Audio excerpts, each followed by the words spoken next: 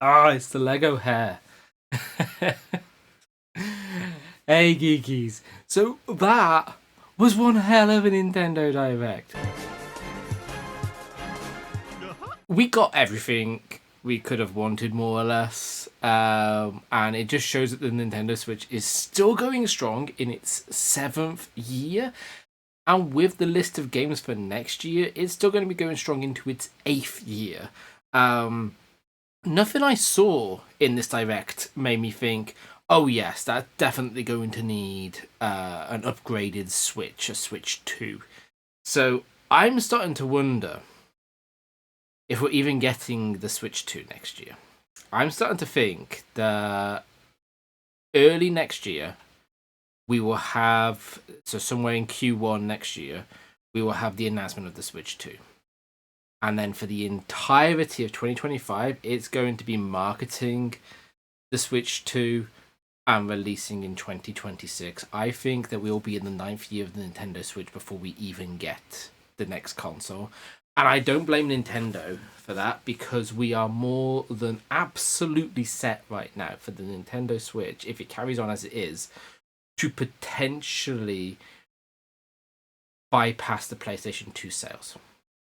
And I think if Nintendo plays the cards right, that's what they're going to do. They're going to push all the way until the Switch has officially bypassed all other consoles and become the #1 selling console of all times. That's where I think they're going with this, and I think that's what they're going to do. Anyway, should we talk about the games? So, I've done a big old thread on Twitter about what was released, and I was tweeting that in real time to the Direct. So there'll be a link below covering it in a bit more detail, and you can just go check that out. But it kicked off with a new Mario and Luigi game. At first, I was like, oh, have they just gone and remade like the original Mario and Luigi or something like that? And then I was like, no. The stuff here is definitely something that we haven't seen before. And it turns out I was right. We are getting Brothership, Mario and Luigi Brothership, brand new Mario and Luigi RPG. And that's coming out in the 7th of November. So I guess at some point in October, we'll get another Nintendo Direct covering more of what is going to be in that game. There was a bit more on World Championship. I'm looking forward to this game quite a bit. But there's going to be a survival mode, which is kind of like the Mario 99 that they did, where you can play with multiple other people, but it's going to be their ghosts.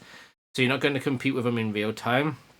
You're going to compete with their ghosts, and it's all about just being better than everybody else. So I think that's going to be interesting. So we all get to upload our own speed runs, and then we can compete against existing speed runs uploaded. So that's going to give some more value to it. We will be streaming a fair bit of this game when it releases. So yeah, we've got to kind of plan that in, because obviously we've been doing a lot of indie games on stream and not that many of the core Nintendo games. So we're going to be going back to being core Nintendo for a little while. I mean, we've been doing Splatoon. We have been doing Splatoon, but only Splatoon. There's a Fairy Tail 2 is coming. So that's going to continue on the story of the Fairy Tail 1 video game, which I think just ended before the Wizards tournament arc thing. If you don't know, I'm actually quite a big Fairy Tail fan. I've read all of the manga. I was very sad to get to the end of the manga. They are currently doing a spin-off, was it 100 year blah blah piece. That's pretty good. I would, if you like reading manga, it's worth reading. So yeah, that's another one that I'm thinking we might end up picking up. I'm not going to go through all of these. I'm just going to go through a couple. So there was this interesting turn-based RPG called Fantasia Neo Dimension. And apart from the whole concept where you can get into your turn-based battles, and instead of battling there, then you can add the monsters into your Neo Dimension, I guess, will be what it's called, or a dimension pocket of some kind. And then you can go back and you can just fight all the ones you collected. It looks interesting. I'm certainly going to wait to see some more about that, because that's a winter release. If you play Switch Sports, it's getting a basketball update with 2v2, online multiplayer. You know, all the normal shenanigans. Looney Tunes. I was actually kind of surprised by this. Looney Tunes is getting Wacky World of Sports. Um, so just think Space Jam as a video game and not just basketball. That does look fun. I hope that they expand that a fair bit. Donkey Kong Country Returns is getting a Switch remaster. If you haven't played it on the Wii, definitely get it on the Switch. It will be worth it. I'm not going to be picking this one up on the Switch. I've got it on the Wii. I've completed it on the Wii. There isn't anything looking new, so I don't think it's actually worth a double dip, in all honesty. Dragon Quest 3 is getting a HD 2D remaster, so it's going to look like Octopath Traveler and that kind of stuff. I think that's a really good move. It looked really good, and then they announced that also Dragon Quest 1 and 2 are getting the same remake, so you'll be able to play that full trilogy. 3 comes out September 13th, 1 and 2 come out next year, so we're just going to wait till next year, and then we'll get the trilogy together, and then we'll work through it in order. They gave a very little flash of Luigi's Mansion 2. That's out next week, or is it out Friday? Oh, I don't remember. It's out soon. I was expecting them to maybe give a little bit more, maybe show some like multiplayer features or something. They didn't really do any there, so I don't think he's going to get anything extended. Marvel vs. Capcom Arcade Collection is coming. That's going to be really good. We will be getting that. We will do some streams with that because we really, back in the day as a kid, we would play these games quite a lot. We would play them on the consoles for the console ports, but we also got to play them in the arcade. And Marvel vs. Capcom was always a solid, fun time. And like, I've been wanting them to just do a new one. I think a new one with the new technology in Street Fighter would be really fun to see as a Marvel vs. Capcom. And then out of absolutely nowhere, something I didn't even think we were going to get, and so I didn't even put it down as a prediction, a new Mario Party game. And it looks actually really fun. So it's Mario Party Jamboree. It's got 5 new levels, 2 returning levels from Mario Party 1 and Mario Party 2, I think. Lots of interesting different modes and up to 20 players online. So if there is a game for us to run as a community game, I think this is going to be the one. So definitely keep an eye out for that when that drops. And then following on from that, so that's coming October 17th, sorry. Following on from that, new Legend of Zelda game. Now, I was assuming we would be getting a new Zelda game. And I was wanting it to be a new 2D Zelda game. This basically blew past what I was expecting completely. So it's got the art style of Link's Awakening remake, which is pretty cool. And this time round, you play as Zelda. So Link.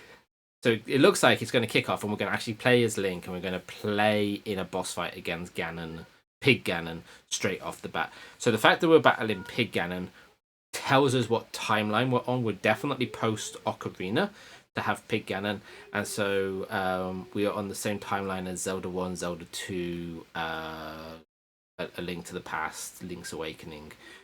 You know, that timeline. So that's cool. But you play as Zelda. So Link gets dragged into some bizarre pit. We don't know what it is. It was caused by Ganon's trident.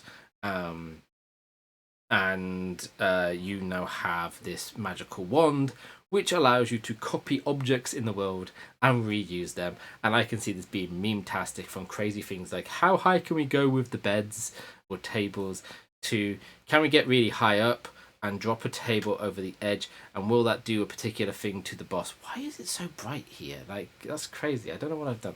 Anyway, I'm not going to get more distracted by that. It looks really good. And a special Switch Lite is being released for it, a golden Switch Lite. I'm excited for that. I am absolutely excited for that. And then, oh yeah, September 26th. September 26th. We ain't got long to wait. We really ain't got long to wait, so that's great. We did get to see more Lego Horizon. It actually looks pretty much like we're gonna have exactly the same experience on any of the consoles. So I'm gonna be getting it on the Switch because I can play it on the go. So that's gonna be fun. Obviously, we get the 2-player mode, so we can actually play this with a friend. I think that will be really fun. I hope it has cross platform play. That's not seemingly mentioned anywhere yet, but I think it will do. And I think, to be honest, that almost sums it all up, because there was the. Why is my brain like this? I'm all over the place because there was some really cool stuff, and I want to hop just straight to the end, but I'm not going to just yet. We're getting on the GBA a Link to the Past 4 Swords, so we'll be able to play the 4 Swords game. On that, I actually have that game over in my GBA collection, but we'll be able to play it online, which means that we can play it with up to 4 people connected on the online, so we can play 4 Swords properly. So I'm going to muster up a couple of bodies for that, and we'll be able to play that. I'm hoping that we get 4 Swords Adventures as well, because then that means the 2 4 Swords games will also be on the Switch, and then they'll have to, put Triforce Heroes over, and then we've got even more Zelda games. To be honest, getting all the Zelda games put onto the Switch would be beautiful. I would love the Switch to have every Zelda game that's ever been created. I don't think that's going to happen, but it would be great. In addition to that, Turok is coming to N64 Switch Online. So in addition to being able to get just the new remaster, you can just get the original. And of all the things, Perfect Dark. Perfect Dark is coming, and it will have online multiplayer through the N64 Switch Online feature. So we are definitely going to be playing some Perfect Dark, and we're going to have a great time. I don't know if I'm going to do that as a stream or if I'm just going to play that myself and talk about it at some point. Probably the latter in this case. And yeah, so those were pretty cool. Those were pretty cool announcements. And then, to be honest, there were some other interesting games. What was it? It was 100 Line. Yeah, the 100 Line, The Last Defense Academy, which is coming out in 2025 by the Danganronpa devs. That looks quite an interesting game. I need to see more about it though before I'm really sold on it. There was also a new one from some of the Final Fantasy creators, which I've kind of skipped by. I just realized that. What was that? That was at this point, I might as well just talk about it all, right? I don't know. Oh no, there it is. Fantasia.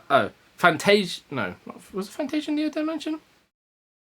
No, I don't know. I think it was Fantasia, and I've already talked about that. So what am I talking about? Anyway, it ended with us finally getting to see Metroid Prime 4. Finally, actual gameplay of Prime 4. At first, I was like, oh, is this just Prime 2 remaster or something? And I was like, actually, no, none of this is matching any of those games. And so it was clear that it was 4. I think this is the key for me. This was the game where if it looked super heavily detailed, I would have said that we've got the Switch 2 coming next year. It's got a 2025 release, early 2025, but it doesn't look like it can't run on the Switch. In fact, it looks kind of on par with Metroid Prime 1 Remake. So I actually think that it's perfectly fine to run on the Switch as it is without any need of an upgrade. So I am very much not thinking that Metroid Prime 4 is a Switch 2 day one release, even though I did kind of think it might be, and I put it in my tweet. I don't think so anymore. I've kind of convinced myself that we're not getting the Switch 2 next year. Anyway, that was the Direct. The Direct was really cool. Let us know below what your highlights were, what were interesting games that I haven't talked about. Maybe it was the Hello Kitty game or that farming RPG, which was a nice little different spin where you grow crops and then they can be converted into monsters that you can battle with. Let us know in the comments below what you liked about this Direct. I think this was a really good Direct for this year. So yeah, finally. I've been sitting here thinking that we've got nothing really coming, and then they're just like, bam, bam, bam. All of these are coming out in the winter. Here's some July and September games. Happy days. Go have some fun. Dragging me further back to accepting that I am forever going to be a Nintendo player, because with Nintendo you are guaranteed good games with good gameplay. Maybe not the best of graphics, but you're definitely going to get the best of gameplay. So it's not a bad thing to lead away from. Anyway, I've been Nate. You've been great. And until next time, keep it geeky.